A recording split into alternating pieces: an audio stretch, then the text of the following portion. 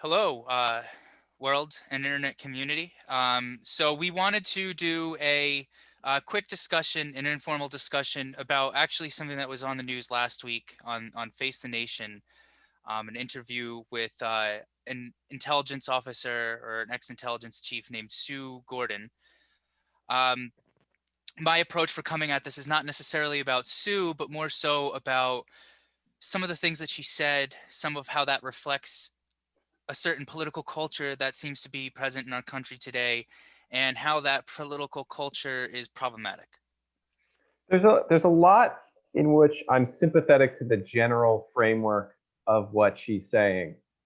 That we should have faith in our democracy, that America has interests around the world that are worth defending, and there's a kind of liberal internationalism that is really fraying in the political establishment under Donald Trump, and also from the left. Both sides are really polarized and are really coming to this in a more isolationist way and saying America has been a bully around the world. We should just leave everything alone. And there's a lot of disinformation being amplified. There's a lot of our adversaries' interests being advanced by the undermining of America. I'm sympathetic to that general framing, but the way she presents it seems tone deaf. She seems unaware of how she sounds like she's in a bubble. She seems unaware of the people's criticisms of her position. Do you agree with that? Yeah, I just think it's like very milk toast, and very much establishment where I think that the I think in spirit she's correct, but kind of the the way that she's presenting her argument is kind of like reflective of the same kind of really like static, not creative intelligence that we have in this country. Like I think it's just I think that it's just not enough to really make a statement to say trust democracy. Like I think democracy needs to have done more to earn people's trust, and it's I just think that there's like a lot deeper that's not being addressed, and that's like almost seems to knowingly be ignored by this obstinate framing about just keep it to trusting democracy. There are points in the interview where concerns are raised about Russian malware that was put in voting election system infrastructure in Florida, and she didn't actually comment on that or the implications of that.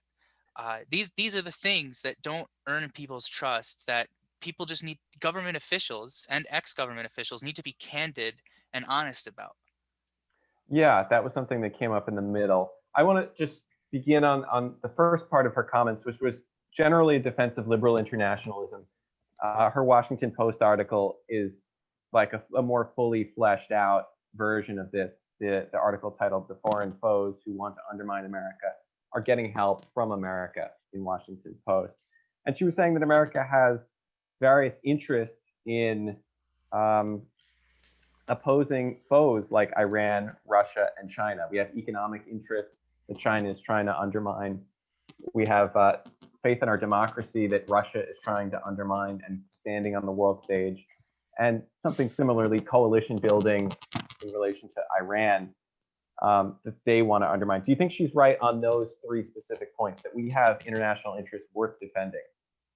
Oh, absolutely. Yeah. And the people are undermining them. So in this Yeah. narrow context, I think she's right.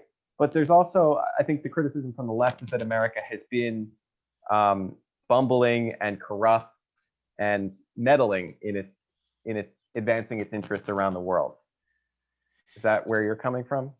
Well, that, but also it's honestly really just insisting that there's like nothing to see here, and that like she says at one point in the interview, like when people kind of like make it seem as if decisions that Trump makes, that it means that that we kind of like make it equivalent to like malfeasance. I should have kept those quotes. Malfeasance or evil or him being, controlled in some way. Those are the exact quotes. Malfeasant, controlled, and that's basically what she used. And she's basically saying like there's one dimension of it is questioning the system, and then the other part is kind of like the political rancor. And we contribute to that when we call the president out for things. Meanwhile, however, I think that there are serious ethical concerns that are objective, and that she seems to be saying that like we should just not push back against President Trump or his administration in any way or comment negatively about it because it sows the same kind of discord that the Russian misinformation campaign had intended in 2016 and is still probably intended on now. I just think it's misguided. And I think that I think those things are true, about the international relations and foreign policy aspects, but like and I think that the government needs to be candid about those failures on a global scale. But I think that like there's just something deeper, that she ignores and that like our government really needs to like catch up with, like just about like owning up to the BS and saying that like, look guys, sorry, like we kind of maybe we deserve a little cynicism at a time like this because there were multiple points in 2016. I think I was telling you, I forget who the reporter was, but basically had referred to the phenomenon in 2016 as the biggest intelligence failure since 9/11, which is significant. Mhm. I think that maybe you don't maybe one might not agree with the gravity of a statement like that, but I think we can all agree that there were certainly failures during that period of time, and of course that's beholden to the Obama administration during the time that they were in power, and Congress, who did hear a testimony from Jay Johnson and ignored it. Um, I think that there's just some, it's just not enough to tell people like, don't look over there. Yeah, what it is a lack of self-criticism. I think that's Yeah, overwhelmingly what it is. It's that there government is officials are really bad at that, but like across the board. It's not just like the yeah, high level people, but yeah. of course. I mean, a lot of people in conspiratorial language, people call it the deep state.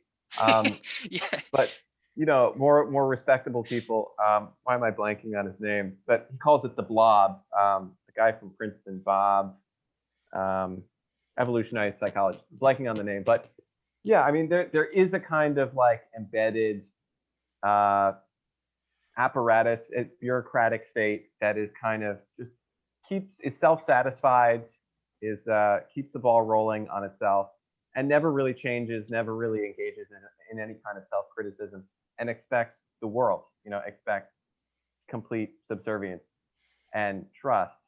And so there is cynicism of government coming from both angles, and they're not doing a good job in terms of combating it. I mean, one of her suggestions that really rings hollow about this spreading of disinformation was her suggestion that you shouldn't share anything unless you know the source, which is like, do you know how the internet works? I mean, a lot of it you're not going to know the source. That's what There's the like internet does. her recommendations were like the finest example of begging the question I've ever seen in my entire life. And just kind of like not being aware. Her second recommendation after that was to tell people to think critically when they receive information. Yeah, These don't like this doesn't mean anything. Like it this is doesn't the mean anything. same rhetoric that people who are in in the conspiracy community or in political fringes, whether that be on the right or the left, this is the same rhetoric that everyone uses. It's so ambiguous. It Yeah, frustrates me so greatly because this is what I'm talking about. When we talk about there are deep epistemic issues in this country, and I think the government continues to worsen the problem when it says, look over there constantly. Meanwhile, we have reporters who have shown us over a period of decades that the government can knowingly lie to people and do things that are sinister, that are nefarious, that are in their self interest. And I don't know what that means today in today's context, but historical reporting has shown things like MK Ultra, hmm the Watergate scandal, um, political corruption that's so legally moot and prevalent. uh and when I say legally moot, we are talking about things like members of Congress who can serve on corporate boards and get insider information and call. This is what happened with Chris Collins, a representative in New York. Call at the White House lawn, call his son and his brother and say, hey guys, sell this stock because this company's going down, with insider information. Or Duncan Hunter in California. And even to an extent, I'm sure we can all think of examples um, on the left as well. I'm thinking um, the governor of Virginia at the time, and I'm drawing on his name, but the Supreme Court essentially said that what he did was not illegal, but um, faced a legal scandal because of Hmm. Terry Maguire. That was him. That's just a tangent to say that like it's just not enough for the government to say and officials from the government to say trust us because they Yeah. have not earned our trust. And I am someone who trusts the government. Like I'm someone who I'm someone who maybe I might call myself, if I'm being arrogant, maybe a little bit media literate. I think media literacy is the other thing that's taken for granted when she says don't share things that are unverified. I think that there are epistemic factors in all of these terms. When we say verification, that is an epistemic term that people need to learn to evaluate what is true when they see things, what is valid. I don't think that no one people generally don't do that, and when government officials just say do this, nobody's like learning Yeah, how to do it's that. hollow because This is the vulnerability that Russians exploited in 2016 and continue to exploit. yeah, she said, "Do your research." Also, after saying critically, and it's like flat earthers are convinced that David they're doing Icke research. says that. We Yeah, watched they David have. Icke for 10 hours basically Yeah, say that exactly. to us. That's the point I was going to make. These people Yeah, have hours I'm and sorry. hours of content that not specifically about David Icke, but you could go down a rabbit hole about the flat Earth, and that is research to many people, and that is thinking critically to many people. So what these terms really mean is kind of up for debate, and it really does ring hollow, and it suggests that she has a lack of media literacy. And Everyone does. The whole yeah, establishment. exactly. I think when you say they keep telling us to look over there, what you're making me think of is the suggestion that we always need an enemy too, and that's another part of what Robert Wright, whose name I was blanking on before, would call the blob, is this desire to be perpetually at war, to always have to fight against foreign adversaries to advance our interests. That's something that after the Cold War stopped, we were kind of like, huh, what do we do now? And the Middle East became the fixation of our interests. And now we have Russia and China again as global geopolitical adversaries. And maybe there is some reasonable suggestion for people to say, can we pump the brakes on this and not be at war with the world so much? Yeah, and I think that like that's something that's reflective of like a deeper kind of like obstinate politics that we have that also is kind of like part of the problem and needs to change. I think that there's just such a lack of like power diversity in our political system that it's really hard for different choices to be made, and there are things that have remained constant, and this is a complaint that I make frequently, but like functionally speaking, like Congress is not effective. uh Functionally speaking, Congress has passed like more continuing resolutions and budgets past their legal deadlines in the last like 10 years, 20 years than like at any point in American history. Uh, you know, there's just like deep things about our government and our political culture that need to adapt to the times. And and one thing I will say about that particular point, and this is something that I kind of been challenged by because I do come from a position of being an international liberal to an extent, Mhm. and I've had to really have a difficult conversation to reconcile with the fact that like probably in my opinion in terms of foreign policy, like I just don't know how helpful our presence is in the Middle East. I just don't know how helpful our presence is in counterterrorism campaigns in certain countries. 7 countries, in fact, that I don't know the name of offhand, but we are engaged in like regular drone strikes and different types of counterintelligence or counterterrorism activity. Um, I think we need to reconcile with all that. I think it's hard, but I think it's also part of this. I'm listening to a podcast right now called Blind Spot, actually, that came out from WNYC. Um, NPR, everybody, go support your public media.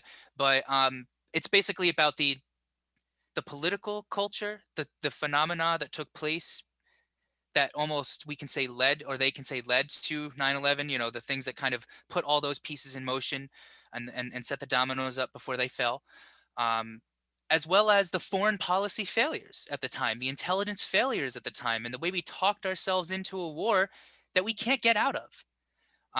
Even Donald Trump, who campaigned, and people say this, that Donald. I would listen to Mike Lee say this on Blaze today, talking Kimby on Liberty is like a weird show on Blaze TV. But he said that Donald Trump is the least hawkish president he's ever seen, and that might be true to some extent because Donald Trump is like comes off as like very anti-war, even though he like assassinated a general last year, but um, which was very precipitous. You know, when we saw that reports recently that Iran was speculating on you know, talking about among themselves assassinating an official or I think a diplomat in Afghanistan. Yeah. Um, He's all over the map, but of course he's also the one that suggests maybe it's not so bad if we get along with Russia and sort of tries to de-escalate tensions with Russia. Um, yeah. so it seems, at least on the surface, And then let's actually pull it back to that, because like this is honestly, and I'm sorry, I don't know if you come at this from a different direction, but like what really irks me about this is what I was saying before, the fact that like the our this entire country to me and the society to me created the groundwork of vulnerability that was exploited by Russia and continues to be exploited by Russia, and almost seems to get worse. Like even during a global pandemic where literal hundreds of thousands and millions of lives are at stake, people conspiratorialize, and the media landscape seems to enable misinformation and seems to exponentially spread information that's very craftily marketed. Um, it's frightening. And I yeah, think that like for the the worst thing to do is to say, look over there. And like we're all good over here. There was a point in the interview, and like I mentioned with that example with with the Russian malware that was implanted in the uh, election information, like the polling information in Florida. yeah, Um, she said that her response, Sue Gordon's response, was to say, "Look, I'm not talking about election infrastructure. I'm talking about the overall election system." That's like yeah. probably that. What a distinction without a It, difference. infrastructure around election systems, not the election systems themselves. It was some nonsensical distinction there. These are the Yeah, kinds of things that's like you guys don't have a clue. It doesn't seem like anyone has a clue. And but it's also not just about cluelessness. And when I say cluelessness, that's a term that I've learned in a textbook that I really appreciate, just to kind of about bureaucracy and public management. It's not simply to malign this woman or malign people in the intelligence community. I think that there's just kind of like a general kind of this is a thing that happens in the public systems management. Like people get siloed, people kind of they drive down their lane, and some of the broader scenery gets a little missed. Um, even I guess when they stop driving the car, even when she's retired, she's still insistent on making these kinds of like very, how do I say, um, like very narrow, you know, position, and not at all saying when we say think critically, it means this. Like, in fact, maybe we should dedicate a little time to like when we say think critically, because we've seen David Icke. I used to be hmm fascinated by conspiracy theories, not because I believed them, but more so because I was fascinated by how I was in school doing my thing and learning my thing in my textbooks, and they do the same thing sometimes with their textbooks. David Icke writes books, Jordan yeah. Maxwell writes books, And Alex they're Jones, real articles he's referring to. I mean, hmm it is amazing how much he's worked to make it seem compelling and convincing. and Something crazy. he's very He's a relevant master. today Yeah, because David Icke was one of the first people to really speculate about a connection of a false connection, mind you, and a not scientifically based connection between 5G technology and the coronavirus. yeah. He was one of the first people to make that speculation, but now it's something that's so rampant. Um, you know, and I think it comes from this place of like there's this kind of political and social dejection that might happen from some people who are vulnerable to fall into conspiracy community. That's one way of putting it. But I think that there's also an implied understanding that David Icke or Alex Jones has that like These it's people are not really making sense. mhm. Oh, go ahead. No, please. No, I'm saying that the lack of coherence of someone like Sue Gordon on a major show makes these other people seem better. That the Yeah. fact that the format is that she's gonna spend 5 minutes talking to you, and it's gonna sound like she's talking down to you, and she's not really preaching something that's very well thought out or coherent or well No, explained. it's NPC. That makes it all the more compelling to say, Alex Jones is with me here for 3 hours, walking me through exactly what's going on. This is exactly what the globalists are doing. Alex Jones knows this lady is without a clue. And I just want to rescind. I don't mean to say NPC. Like that's a meme. I don't mean to cast that on that woman, but like um no, I think you're exactly correct. The pretend conspiracy theorist from years ago would have felt the same thing at the time, the same feeling. Hearing her say that, it's like it's you tell me to think critically and then you don't tell me what that means, and it's Yeah. almost like you're just telling me what to think. Hmm. That's like the opposite of what you intend on. But she doesn't question the epistemic context of what she believes because she's been doing it for decades and she's an expert and whatever.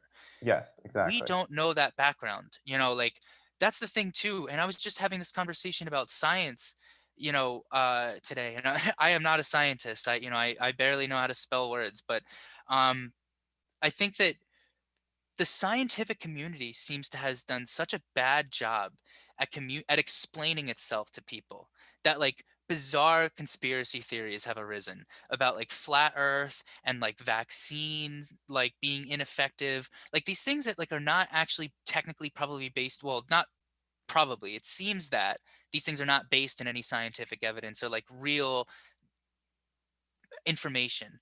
um but they're so prevalent, and I think it's just because like all these elite things, like these technical science, civics, whatever, what have you, people don't just know it. Like there are these things that like exist in this like gilded sector that's like above us Yeah. all. Um, and these are the things that like lead to the kind of dejection that like lead to people wanting to be conspiracy theorists or lead people to wanting to vote for disestablishmentarian candidates. And it's just not, it's part of the problem, I believe, to tell people just to trust the government, especially when you Yeah. hear evidence that the government has done. Just say something like, of course we need to support, I wish Congress would support, and increase funding for election security at a time like this. Like, sure, like these are things that are not partisan. Like Yeah. the fact that these things should be objective are now partisan, that's part of the problem. That's We should be able to call out our president. Our president, it seems, his campaign did things that were illegal. We just found out a few months ago that like all the speculation about Paul Manafort and Konstantin Kilimnik, it turns out Paul Manafort gave election data to Konstantin Kilimnik. These were questions that we pretty had a good hint about, and we found conclusively verified through a bipartisan Senate report. um, that is illegal. That is a national security risk. That's all the things that people feared in 2016. Yeah. Um, But the people who are following that already, it's not generally them who she's worried about. It's more probably from the right, the people who are worried about QAnon, mhm, the people who think that she's completely beyond the pale. And it's true. part of it is the fact that she just only has 5 minutes, and that she doesn't really have like the time to explain what she thinks critical thinking is, or to engage in much self-criticism about defense of liberal internationalism versus isolationism. Ooh, Um, I but like. part of it is the way she's approached it as well. Well, no, I like where you're going with this because I have some bitter resentment towards the Sunday talk shows because I think that they need to be longer. I think that they need to be more in depth. Um, I think they need to have more ideological diversity. Um, And I also think they shouldn't be filmed in the morning and then only published on YouTube in the afternoon. I don't have cable. It irks me that I have to wait for information. These people should not have like a grip on like statements from public officials. That's disgusting to me. But I think that it also speaks to what's fascinating and what you've just raised actually is this idea about the media. So, like, Hmm. when we talk about when she says don't share things that are unverified, she's also talking about look at things that are verified. Yeah. You also have to talk about the media culture that exists in this country, where like it's really about like 7-minute interviews. It seems a lot of 10-minute interviews, not little bites, little snacks of information. Um, those substantive things get missed, um, and also the people who get interviewed on these shows are people like that, like very milk toast, like not really gonna toe any particular line, like push any buttons. That same last week, Face the Nation also had like the CEO of like United Airlines, and they were just talking very like casually almost about 16,000 people who are going to be laid off because Congress couldn't come to an agreement. Uh, about funding for them. You know, um, there needs to be people on who are gonna provide that perspective in 5 to 10 minutes. I'm sure that there are those people out there who will say in quick snippets, "This was an intelligence failure." Um, and here's what you can do. And like, I can do a 5 minute whatever. I mean, don't ask me on your show, Face the Nation, but um, I think that the point is that like, it's not to me. It seems like a valid but avoidable explanation because they can just as well frame the show around answering these questions. They choose not to. Um, they choose to have a millionaire, a multimillionaire who's still a multimillionaire talk about how he's going to lay off 16,000 people, but he's doing fine. You know, like I don't really honestly I don't think people really care to hear from him. I mean, maybe Yeah. we would want to hear from an industry representative who can talk about the whole industry in aggregate, if that's or a union representative. You know, these are the things that they decided to focus on. These are the things that lead people to like wonder, do these people in Congress really care about me? Yeah. And Do they, does the media apparatus that has built this system really care about me? it's Isn't it? self-licking ice cream. Yeah. And it's an increasingly technical world. I mean, you could put the blame on people, but it's also put the blame on establishments and institutions. There's room for that, but it's also an increasingly technical world, and there is a sense in which people have more access to information than ever, but yet they know how things work less than ever. It almost seems like Oh yeah. there's just everything is there's a kind of complex world that exists above and independent of them, and they feel very alienated from science. They feel alienated from politics and institutions. And conspiracy theories are there to step in and fill that void as media seems increasingly irrelevant. These are all social failures. These are all components of society that have not met the demand of the people. And it's not like some Viva the Revolution thing. It's just about I keep bumping my head against this wall of wondering like why people don't seem to have learned anything from these periods in our history or in our lives. It's like it's incredible to me. Um, I'm someone who's an institutionalist. I'm someone, I work in government. I have appreciation for government, but I am the first to admit government failure. Like I just don't understand how that's hard for officials who represent us. And I think that like the longer that people insist on not talking about these things, it perpetuates an issue. Like and this what you just raised about technocracy and technicality and how like it's just kind of like seems above people. It is above people actually, but and you said that as well, but Mm-hmm. this is part of it. Doesn't have to be that way. Like it doesn't have to be so technocratic. I'm not against technocracy. I'm just against not a kind of more liberal democracy or more direct democracy that involves like people, or particularly when I say people, I mean like, you know, there just needs to be more labor rights and more of like the workers working families party, more of an emphasis on working families.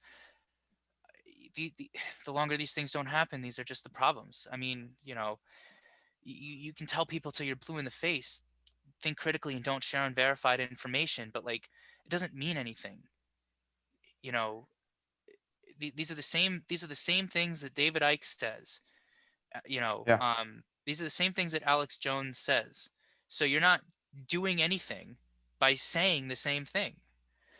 Um, Do you, and do you you know, remember one of the Hey Arnold episodes when we were kids was two characters I don't remember who were caught in a Chinese finger trap, and their two fingers were joined like this inside this like Chinese finger trap, and the more you pull away, the more you get stuck, and it feels like the more she says believe in America, the more people pull back and say America has been corrupt, it doesn't represent my interests. And if she engages in the self-criticism of saying, look, I hear you, I understand what you're saying, we have failed in these myriad ways, you can come together, just as the way to defeat the Chinese finger trap is to come together, and then you get unstuck. yeah, no, I think that's a good analogy actually, and I think that it's interesting because it's one of those things that it seems like an explicitly political monster, and maybe as an intelligence official and as a bureaucrat, she wants to remain apolitical, but there are some things that are like not partisan political monsters but are political. Politics is something, and I've made this argument before about veganism, but politics is something that exists in anything, any type of exercise that we do or activity that we partake in. Some Many of them are reflections of political capital or political culture, um, power sometimes, or lack thereof, more so in society today. And we need to get to a point where like things that are get there's things that transcend politics. Like being honest about the failures of government, having a strengths-based, constructive oriented conversation about how to improve government is a way to like do that, like to strip away the politics, the gross politics that shouldn't be there. And one of the things that Margaret Brennan asks this Sue about, we shouldn't say, I don't know this one, Miss Gordon about, one of the things she asks Miss Gordon about is if the president is fueling the flames at all. And she said, yeah, kinda. And that's when she went into that little tirade. But when people say that everything he does is a reflection of malfeasance, they're being bad too. Um, that's she had me, and then like she lost me because it's like we should be in a position where we can call things out. Like we should be able to say that senators who didn't vote for the removal of our president, the conviction of our president for the crimes that he had been impeached for, um, that those senators didn't meet the call of their constitutional duty. Yeah. That's an object. You know, we know things now that the same senators perhaps endorsed in that report. No, it's not even a perhaps, certainly, because members of the Intelligence Committee were the same senators who voted to not convict the president. History will remember this, but for some reason, our contemporary present politics does not. I don't understand it. There are many different ways that this manifests in society, but this is the most dramatic one for me. We need to be able to strip away the politics of politics and just start accepting that there are things in society that are political in nature, but not the kind of disgusting partisan nature that we have today. National security and talking about the vulnerabilities of our election system is not that. Um, Yeah. Calling out the president, senators, Republican senators calling out the president, and representatives in the House calling out the president for spreading fear and misinformation about mail-in voting. That should be called out. That's not these are things that are not good. These are things that are not good. It's irrespective of party. Like this is what I remember. Yeah. I don't think she would disagree with But some of but that I though. think that I think she would superficially present an argument that seems to ignore the reality and the gravity of these points. That's what I'm fearful of with people with the approach of hers. Um, I just think that there's not an admitting of the problem of our political culture. And in a way, you can't, because you got to work with these people. Like if you're a senator or you're a congress member, you have to work with Republican representatives who themselves might be uncomfortable with the decisions and statements they make publicly. Yeah. There's a whole shadow of Republicans who are concerned privately about the president. Of course, and she herself resigned, and Yeah. she said that she does hold the president to a higher standard. But I hear you that she's Yeah, I'm just rambling. I'm sorry about that. We should yeah. maybe not I should not do that, but um it just frustrates me greatly. Like we should have Mhm. a conversation one day about the conspiracy community because I think that there are like patterns between what we think we do as so-called, informed people and what conspiracy theorists do, calling themselves informed Oh, people. certainly, they put more effort into that than a lot of devoted news watchers put into their understanding of the world. Certainly, Hot dang. Hot dang. but yeah, let's leave it there. I think this is good. Thank you. Yeah, yeah, no, this was a really interesting discussion. These are really important issues, and I encourage everyone to, think about these issues and watch the interview. We'll drop a link, and most maybe post in the comments too. Do you mostly agree with her and kind of think that we're being a little pedantic, or not? If you don't think we're being pedantic and this is a truthful point, definitely drop it in below, and like, share, and subscribe. And any final words? Smash that like button. Yeah, yeah, that one right there. That's what the YouTube stars do. All right. Have a good night, good day, good all.